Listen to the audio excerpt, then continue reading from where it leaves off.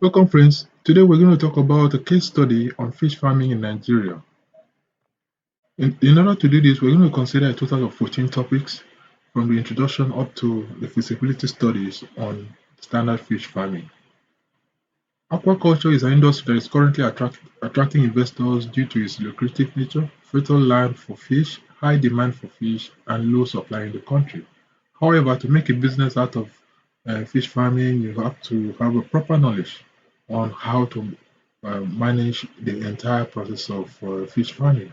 So this training is it's important because fish farming is knowledge driven, and being equipped with the right tools and knowledge will help you to manage your fish from the very tender stage up to the adult stage, and also to make profit out of it.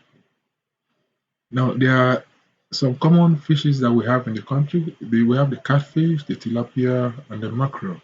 By far, the most cultivated in Nigeria is the catfish, and this is because it is easier to breed this fish. So it's the easiest to cultivate. Of course, the next one is the tilapia, then the mackerel. However, starting a catfish farming, the whole development started around 1950, and the adoption of the catfish as the most desirable fish for aquaculture was developed or adopted in the mid 1970s. But however, there were challenges because the conditions to get this fish to spawn spontaneously was a bit difficult. So the need for artificial insemination was developed in the 80s, and for many reasons, including the current availability of this species in almost all of its waters, a huge expanding population with increasing demand for fish and superior technical skills and infrastructures compared with other African countries, Nigeria has actually benefited by far from the research that was developed. So I have a flowchart that shows what happens during the catfish development. From the point where you have a graphic female that is ripe with eggs, here the eggs are stripped using an induced hormones, and from the male side, a surgery is carried out to collect testes from the male. So the two are fused together, and of course, you have fertilized eggs which will be incubated between 20 to 60 hours. So during this period, hatching will take place, then there will be vitelline absorption. So what you have at the end will be catfish larva, which will be nursed between 21 to 30 days in the fertilized ponds or in tanks. Then, um, after some time, these fishes will transit to become the fingerlings, and sometimes they weigh between 10 to 25 grams. Now, the fingerlings now can be taken to a grow out structure. So, if you don't want to go through the process of fertilizing the eggs using artificial insemination, the fingerlings can also be collected from the wild. So, from the grow out structure, which could be a polyculture ponds, intensive tanks, cages, water recirculating system, these fishes will be kept, cultured, taken care of, managed, and one of the things that will be done during this process will be to do what is called intermediate sorting of homogeneous batches to prevent cannibalism. And from there, the fingerlings will be further processed and value will be added to it, and it can be sold directly to the market, or they can still maintain them, manage them, so that by the time they reach between 5 to 9 months, then they will become full adults and they can be sold to the market, or the entire process will go on again. From the adulthood, the female that is ripe with eggs will also be stripped and the whole process continues again. So on the side here, on the top right side, there are pictures that explains what I'm talking about here. You can see the difference between the female catfish and the male catfish, and here we're looking at the the overprime injection, which is used to which is induced injected into the female. This will help to enable the female to release the eggs, which will be fertilized with the male testes.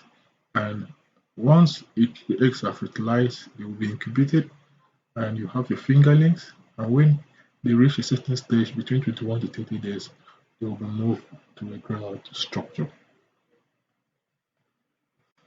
Now, the female fish needs to be weighed from time to time because the weight determines the amount of eggs that it has. For example, a female catfish that has a weight of 500 grams will have a weight of the eggs to be 50 grams.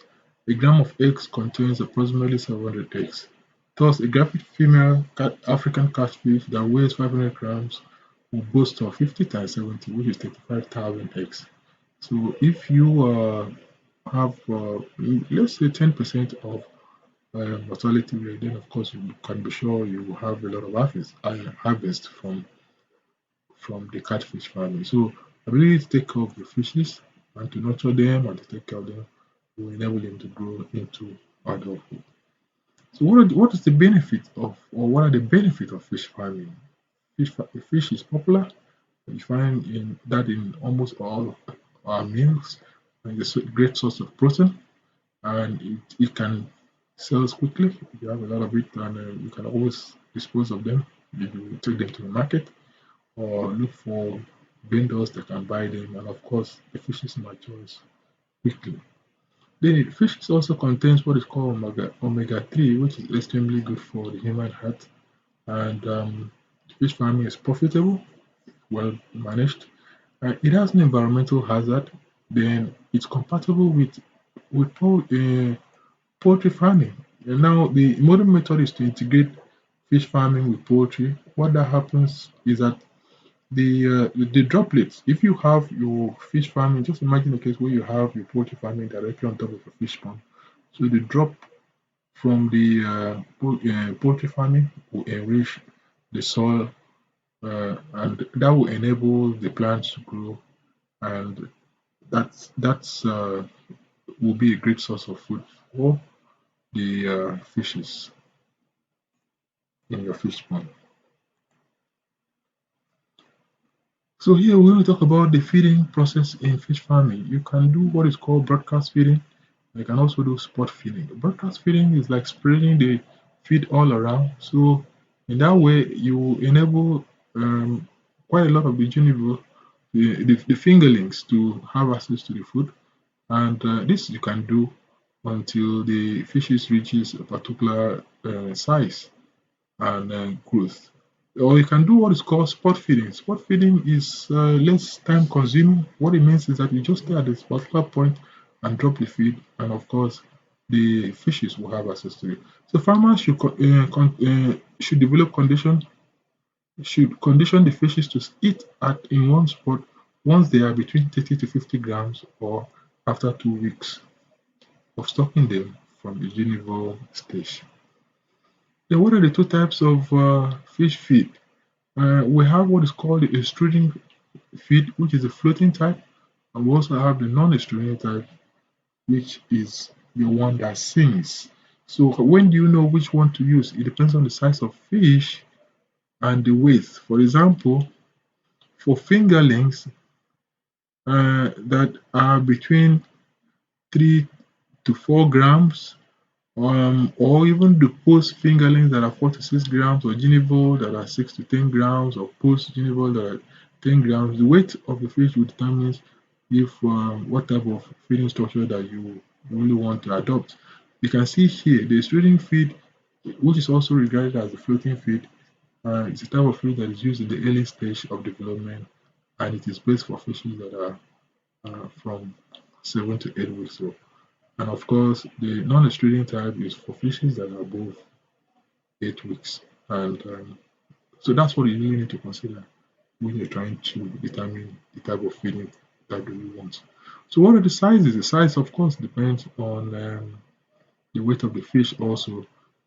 So for fingerlings that are 3 to 4 grams, you want to go for 1.5 millimeter feed size.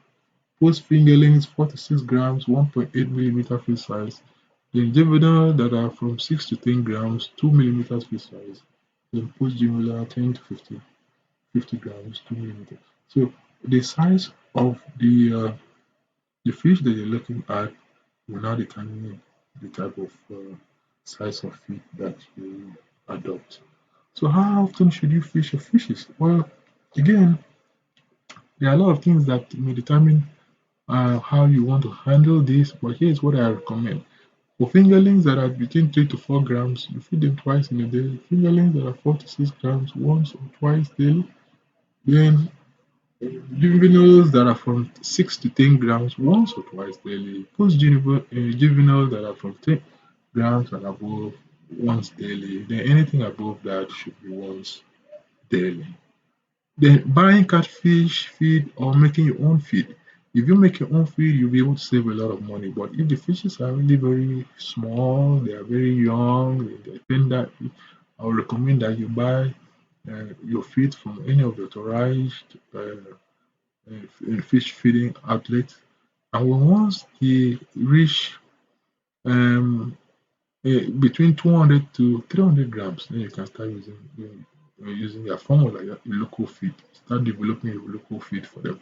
Now, the feed formula for 200 to 60-gram catfish, the fish meal should be around 25%, soya meal 30%, granite cake 20%, maize biscuits and other sources of energy, carbohydrate 20%, molasses 5%.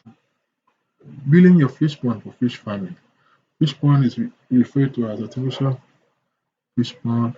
It's a good alternative to natural water resources in which the fish can be bred in a controllable environment. Artificial fish ponds are your concrete and the earth. So you can construct an earthen pond, you can construct your fish pond using concrete. You can also use an embankment fish pond, which it's all what you just need is to create a dam that will cut a part of the natural reservoir of water and create a pond. Then, of course, you can also look for the plastic container. The size of the container will determine the number of fishes that you can have.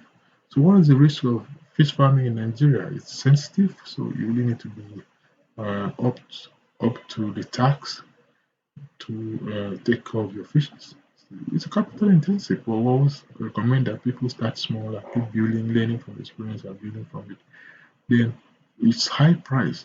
Whenever you have a good quality fish, you can be sure you can sell them either as fingerlings or adults. Then, but it has no byproducts. Unlike poultry that you drop can be harvested and sold to other farmers and make extra profit in fishing. All what you have is the flesh. So what do you need to get started in fish farming? You need to secure a land, you need to construct a pond, you need to have adequate water supply, you need to install overhead tank, you have to get your juvenile fish. So now let's look at the feasibility study. Something that will bring it a little bit down to earth, what it really costs to have a fish pond, what is required. Now, the feasibility study prepared for a catfish farm capacity of 10,000 and the fingerling of a hybrid catfish were to be stocked. Now, the expenses from fish pond construction to marketing is considered. The farm is to have 10 concrete ponds of flow-through systems, and each pond is to contain 1,000 stockfish. So let's look at the breakdown of what an estimate of what we will need. We need the land, 650. We need all our construction will cost 140. Trip of sand, 7,000. Two trips of gravel for pond, 640,000. Cost of labor estimated at 150. Cost of plumbing, inlet and outlet 100. The cost of borehole 150. Cost of water treatment 50,000. The cost of hybrid fingerlings. So we're buying 10,000 at 30 naira each. That will give us 200,000. Then the cost of feeding from day one to maturity, uh, using 200 bags of foreign food is about 1 million naira. So if you add all the total, the money together, you have 3,250,000 naira.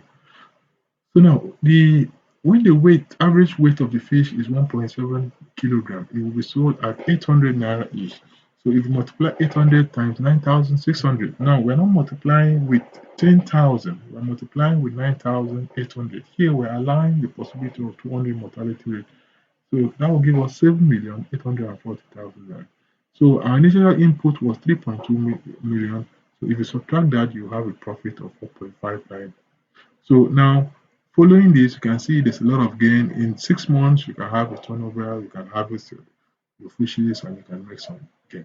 So there's no doubt that fish farming is among the list of lucrative in Nigeria. So having the proper skill, having the right tools, and having the right knowledge and the right management skill will enable you to get your fish farming up and you'll be able to manage it and to a profitable business. Thank you for listening.